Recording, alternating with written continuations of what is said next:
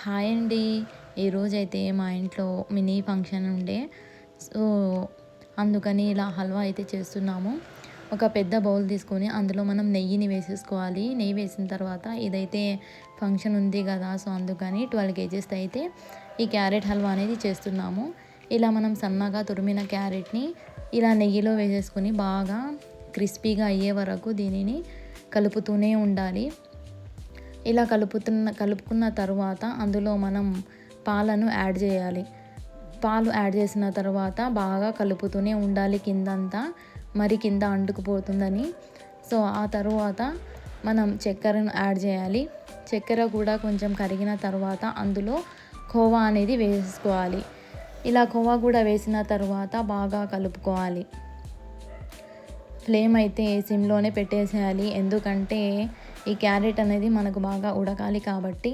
అలాగే ఇందులో కొంచెం కూడా నీళ్ళు అనేది అస్సలు యాడ్ చేయకూడదు. ఇందులో వచ్చిన వాటరే మనకి సరిపోతుంది.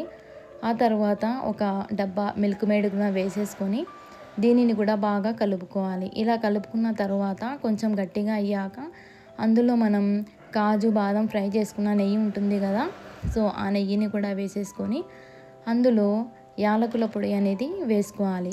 ఇలా యాలకులు వేసుకున్న తరువాత కాజు, ఇంకా రాత్రే నానబెట్టిన బాదాంని ఇలా పీల్ తీసేసి దాన్ని సన్నగా కట్ చేసుకోవాలి.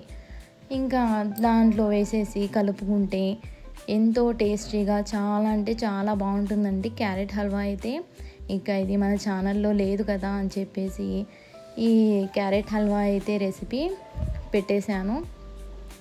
ఈ హల్వా కూడా మనకు గట్టిగా అయితే ఉండకూడదు. కొంచెం జ్యూసీగా ఉండాలి.